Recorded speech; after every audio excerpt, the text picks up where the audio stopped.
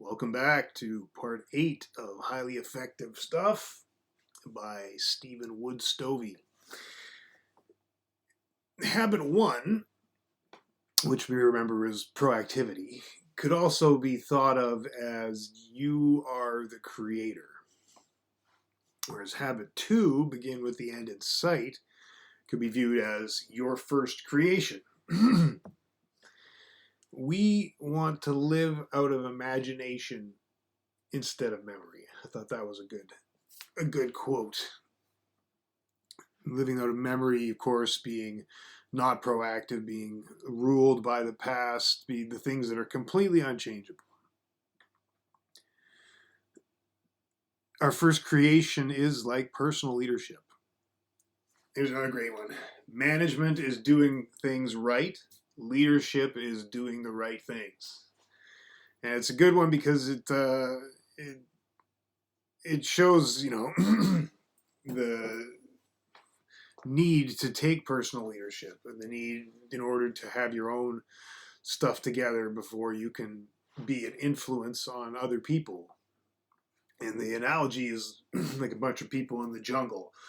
The workers are the people hacking their way through the jungle with their machetes, whereas the managers are following behind them and providing schedules and doing muscle routines with people and bringing in experts on chopping.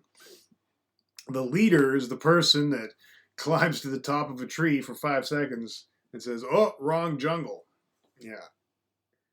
I heard a similar story about the same thing where it's, you got the engineers and the people that just want to get going and get moving and get something done. And then one person that looks actually takes the time to look at the situation and says, "Oh, actually, we want to go in the other direction."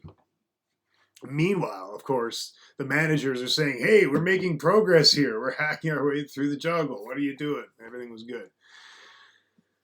Which is a nice commentary on the state of a lot of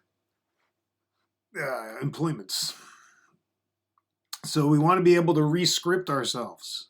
We want to be able to become our own first creator, because we know that proactivity is based on the endowment as a human of being self-aware.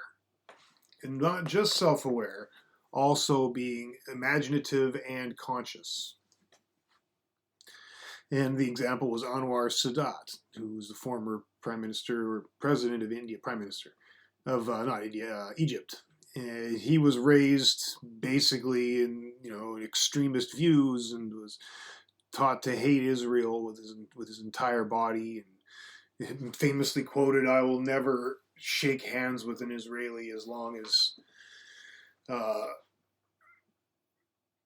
Israel has one bit of land in the Middle East." But he didn't realize how interdependent the nations were, and even though he rallied an entire country behind it, he was, kind of in a corner and realized that he had to rescript and rewrite the narrative. Of course, yeah, things Israel's doing now, not so good. This book's old though, so way to go, Anwar. So we finally come to one of the most famous parts of the book, the personal mission statement. What does a mission statement do? Well, it's the essence of proactivity. It gives us basic direction, and it helps us develop a unique sense of meaning, deep meaning, because they found that lots of mental and emotional illness is based in a deep sense of meaninglessness. So nothing gives meaning better than a concise and to the point summary of a person's unique values. And it's like the Constitution, because it's based on correct principles, which is why the Constitution of the US has lasted so long, over 200 years.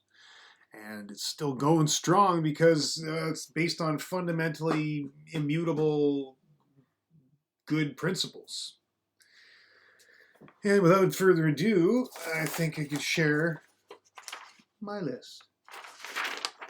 I believe that what I should do is to maintain a positive attitude, prioritize productivity, couldn't resist the alliteration from time to time. I want to be a self-starting individual.